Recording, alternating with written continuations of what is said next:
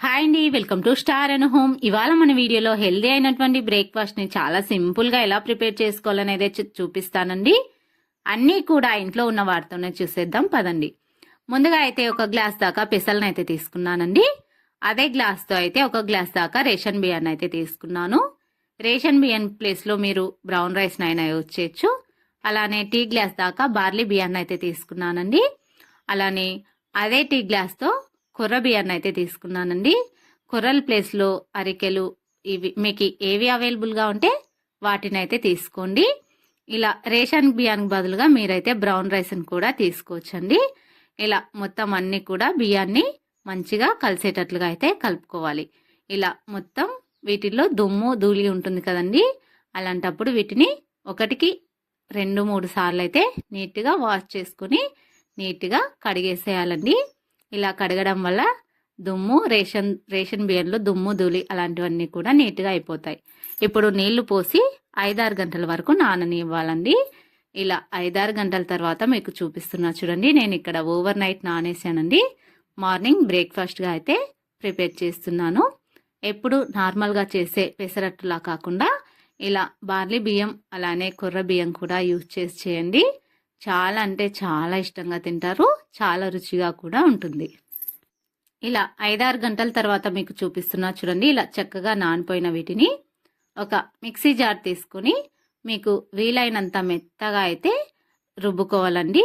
ఇందులోకి టేస్ట్ కొద్దిగా అల్లం అలానే జీలకర్ర 4-5 పచ్చిమిర్చిలని చిన్నగా కట్ చేసి రుచికి సరిపడా ఉప్పు వేసుకొని ఇప్పుడు కొద్దిగా నీళ్ళని వేసుకొని వీలైనంత మెత్తగా అయితే రుబ్బుకోవాలండి. కన్సిస్టెన్సీ వచ్చేసి ఇలా వీడియోలో చూపిస్తున్న విధంగా మెత్తగా ఉండాలండి. అచ్చం దోశ బ్యాటరీ కంటే కొద్దిగా థిక్గా ఉండాలి. ఇప్పుడు మనం మిక్సీ జార్లో రుబ్బుకున్న ఈ పిండిని ఒక బౌల్లోకి అయితే ట్రాన్స్ఫర్ చేసుకోవాలి. ఇలా నాకైతే 2 వాయిల్గా అయితే అయిందండి. ఇక్కడ ఈ గాజు బౌల్ వచ్చేసి పట్టలేదని చెప్పేసి వేరే బౌల్లోకి అయితే నేను ఇక్కడ షిఫ్ట్ చేసుకుంటున్నాను. ఇలా మొత్తం అంతా కూడా మనం చక్కగా ప్రిపేర్ చేసుకోవాలండి.